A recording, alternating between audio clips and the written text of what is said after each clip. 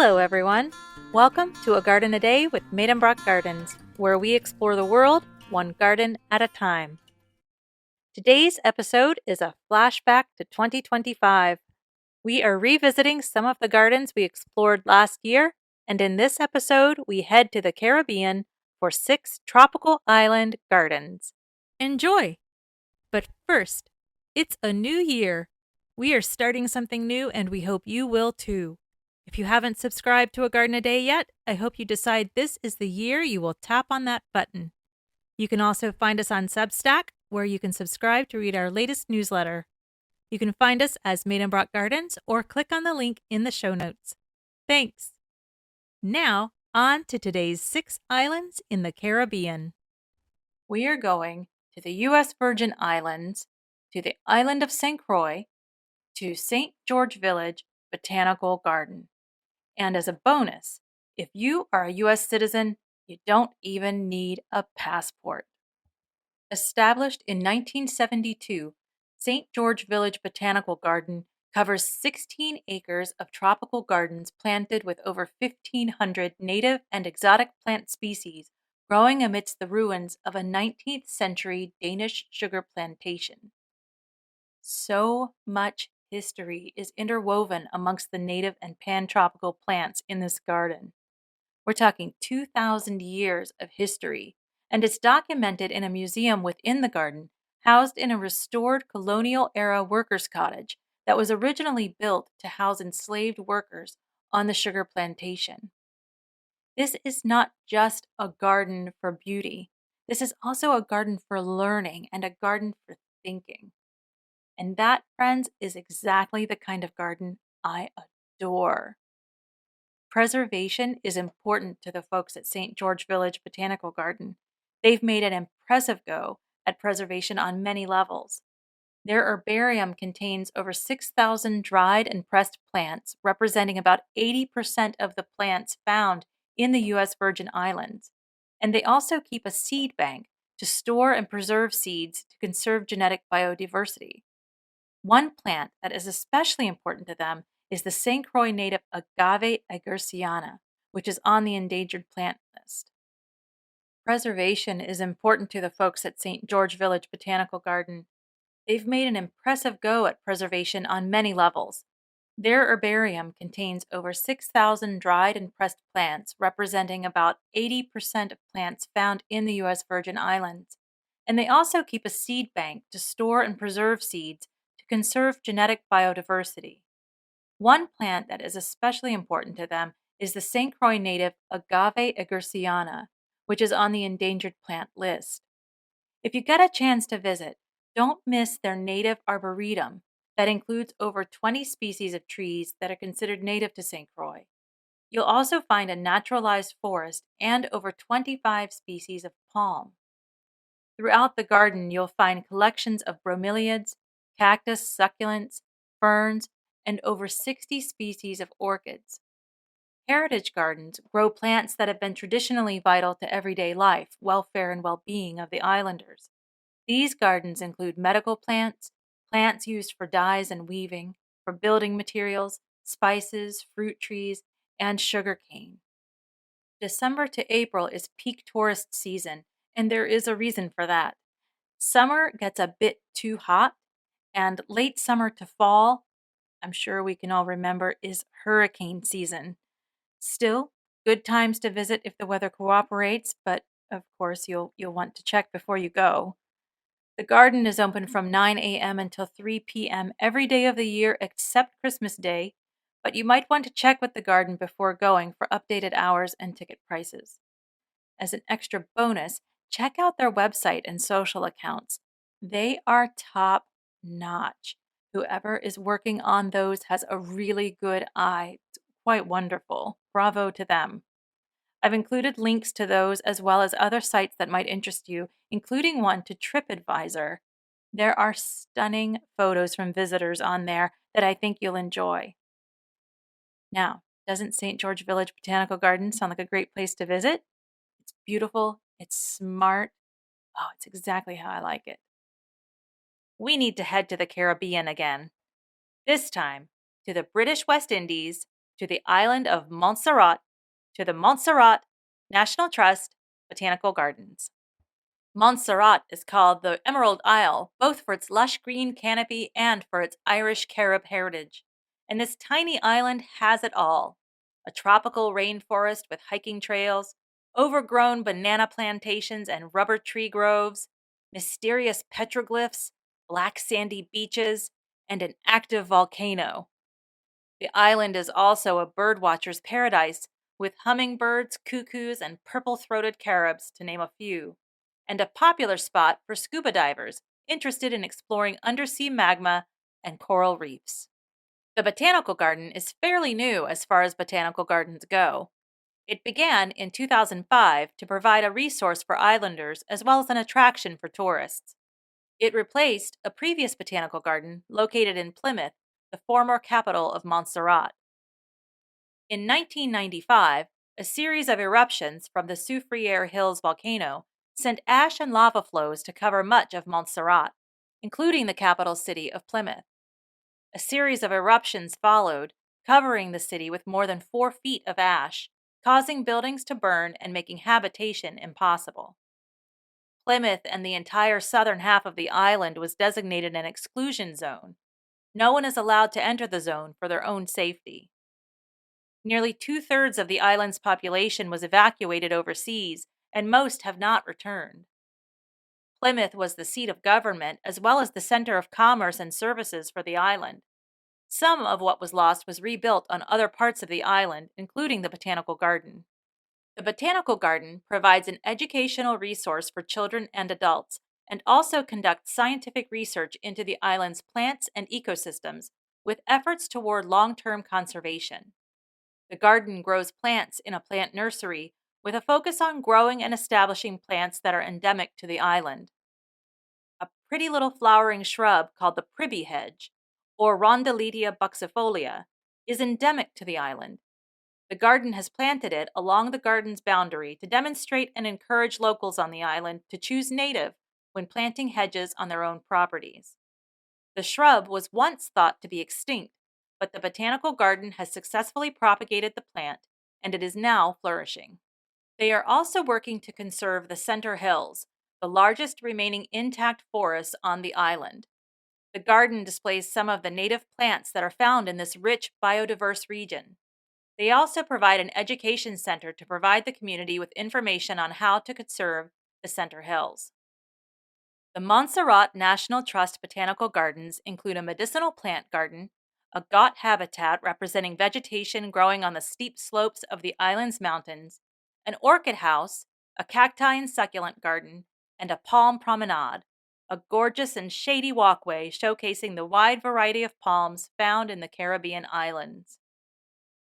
The orchid house is one of a few places to see the endangered Monserrat orchid. Seeds from the orchid have been collected and stored in the Millennium Seed Bank of the Royal Botanic Gardens at Kew to ensure the flower does not go extinct.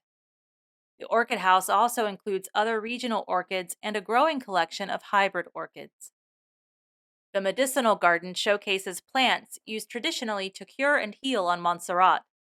Plants were used in salves and teas, and many have been found by modern scientific research to do just what the ancestors already knew. The Botanical Garden is a peaceful and beautiful retreat for nature lovers and a must-see and do destination for tourists. Today, we are exploring Deshaies Botanical Garden on the island of Guadeloupe in the Caribbean, in paradise. The Deshaies Botanical Garden spans a little more than 13 acres and was once owned by French comedian Coluche, who purchased the property in 1979. His friend, Michel Gaillard, a landscape designer, operated a nursery on Guadeloupe to grow palm trees for his design business. In 1985, Coluche asked Gaillard to look after his property in exchange for allowing Gaillard to establish his nursery there. The following year, 1986, Coluche died in a motorcycle accident, and Michel Gaillard set about trying to purchase the property, which he succeeded in doing in 1991. It was then that he transformed the property into a botanical garden. He accomplished the task in only 14 months, with himself acting as designer, and assistance from landscape architect Didier Roussel, Richard Routhier, Daniel Pouget, and about 40 employees, all from the village of Deshaies, which viewers of Death in Paradise will recognize as the village of Honoré. The garden includes many native species, including the West Indian locust tree, the red gum tree, the country pear tree, and mango. The botanical garden includes an Asian garden complete with koi pond, lotus, and papyrus, and an arid garden with succulents, cacti, euphorbias, and agave. The garden also includes the Explorer's Garden, which shows a variety of plants exchanged between different parts of the colonized world. In a meadow that extends to the Caribbean Sea, visitors will find many tropical ornamental trees, including baobab, jacaranda, and breadfruit. And of course, there are many palm trees found within the garden. The botanical garden includes a practical garden, one they call the Simple Garden, modeled on medieval monastic gardens. This is a garden with plants of medicinal value. Plants aren't the only colorful specimens to see at the botanical garden. Many brightly colored birds make their home in the garden's aviary or visit regularly.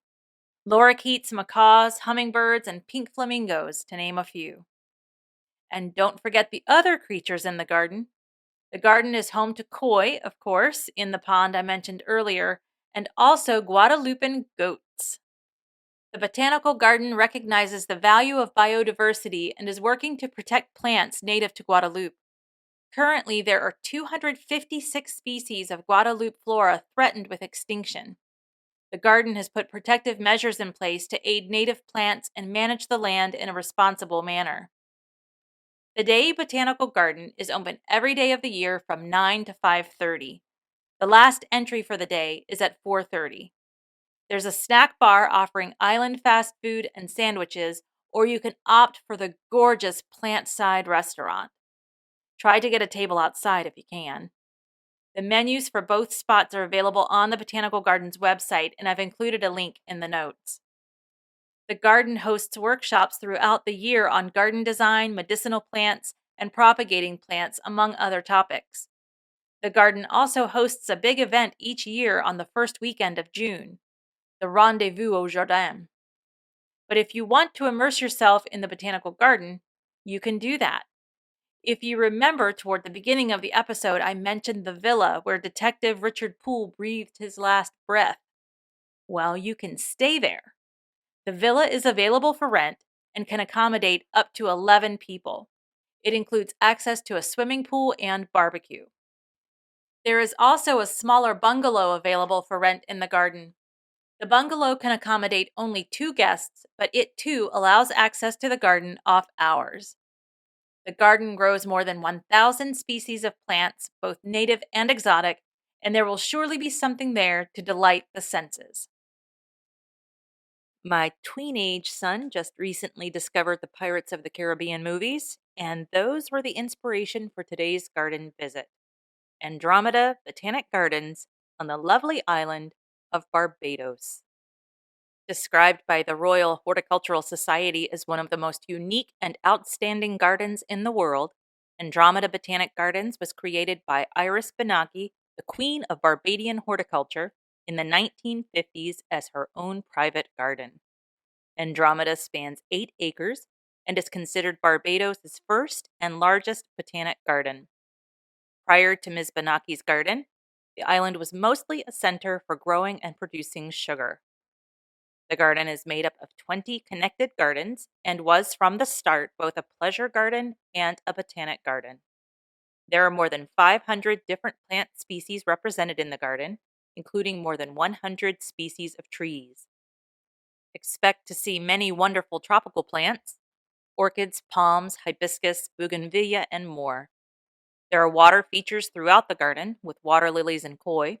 There's a stream that bisects the garden with a waterfall and pools. Expect also to see a number of colorful birds, butterflies, the local lizards, and maybe even a green monkey or two. The garden offers a variety of tours and events, from wellness-centered tours to professionally organized picnics, and a number of workshops for children and adults exploring topics from art to garden design. Ms. Benaki bequeathed the garden to the Barbados National Trust in 1988 so that her garden legacy would continue long into the future. The garden is a partner garden of the Royal Horticultural Society and is the only partner garden in the West Indies. The garden is open every day of the year except Christmas Day. Hours are 10 a.m. to 4 p.m. There's a cafe and gift shop located on the grounds. In 1973, today's garden was dedicated to the founders of the city of Freeport, Wallace and Georgette Groves.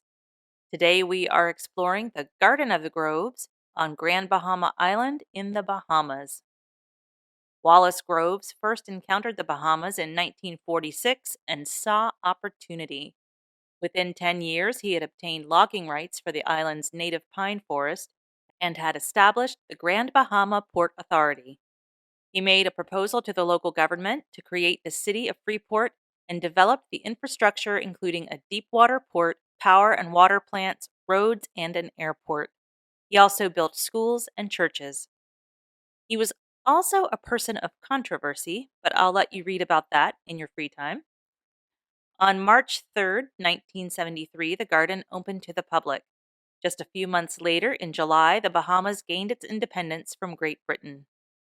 In 2004 and 2005, the garden was hit by 3 hurricanes, Francis, Jean, and Wilma, causing catastrophic destruction in the garden. The garden closed. In 2007, Erica Gates, avid birder and founder of Grand Bahama Nature Tours, was looking to create a nature park and recreational facility on the island. She was approached and asked to restore the garden instead. With a resounding yes, she took on the job, and the reinvigorated garden reopened in 2008. Since then, the garden has weathered more storms and continues to grow. The Garden of the Groves spans 12 acres and includes more than 10,000 species of native and introduced plants. The garden is recognized as a bird sanctuary and offers an introduction to birding class each autumn. In winter, they offer a 6-week art class, and they offer an opportunity for their students to exhibit their work at the end of the class. The garden is open from 9 a.m. to 4 p.m. every day of the year. Guided tours are available. Today's garden checks all the boxes for tropical island botanicals. This garden is small but spectacular. Where are we? Today, we are exploring the botanical gardens of Nevis on the island of Nevis in the Caribbean Sea. You might be familiar with the name St. Kitts and Nevis. They are 2 individual islands, but together they make up a singular nation-state. If you look at them on a map, St. Kitts looks like a giant turkey leg, and Nevis looks like a roll, or maybe a pile of mashed potatoes. The botanical gardens of Nevis are located in the Montpelier Estate area of the island, with views of Mount Nevis and the ocean. Opened in 1998, the garden spans only 5 acres and is privately owned by the Douglas family and their associates, who acquired the garden in 2008. They continued to maintain and improve upon the garden and opened the garden gate for visitors to enjoy the beauty of nature in Nevis. The owners are art collectors, so visitors will enjoy beautiful Asian and pre-Columbian sculptures mixed with a few more contemporary pieces. Fountains and other water features offer another layer in the sensory experience in the garden. An avenue of royal palms leads visitors into the garden, where an additional 100 palm species can be found. The Rainforest Conservatory was modeled after the Palm House at Kew Gardens. We explored Kew in episode 38 on February 7th. If you haven't listened to that one yet, go ahead, take a listen. I'll wait here. The Rainforest Conservatory houses the garden's 3 friendly parrots, Rocco, Arturo, and Deodora. Here you will also find a variety of palms, bananas, scarlet lobsterclaw, and scarlet spiral flag. The botanical garden contains 4 herb and vegetable gardens, one as a show garden located near the Rainforest Conservatory, and the other 3 for use by the staff. There used to be a restaurant on site, and these 3 gardens supplied fresh veg for the chef. The restaurant is now closed, but I would imagine the owners are keen to reopen. The garden also boasts the beautiful blooms of orchids, as well as a cacti and succulent garden. A delicious tropical fruit garden is also on offer to guests, with many fruits native to the Caribbean. Mangoes, guava, papaya, West Indian cherries, and many more can be found in this garden. And you just might want to keep your eyes open for the resident green vervet monkeys that swing through the trees. The species is native to Africa, so I'm not quite sure how they arrived at the garden. The tropical vine garden showcases bright blossoms and beautiful scents. One particularly interesting vine growing in this part of the garden is the jade vine. It's endangered in the wild and rare in cultivation, so it's definitely one to look for when you go. You might also look for the 300-year-old poinciana tree, also known as the flamboyant tree or the shak-shak tree. The tree usually shows off its bright orange-red blooms in summer. The botanical gardens of Nevis are a popular spot for weddings.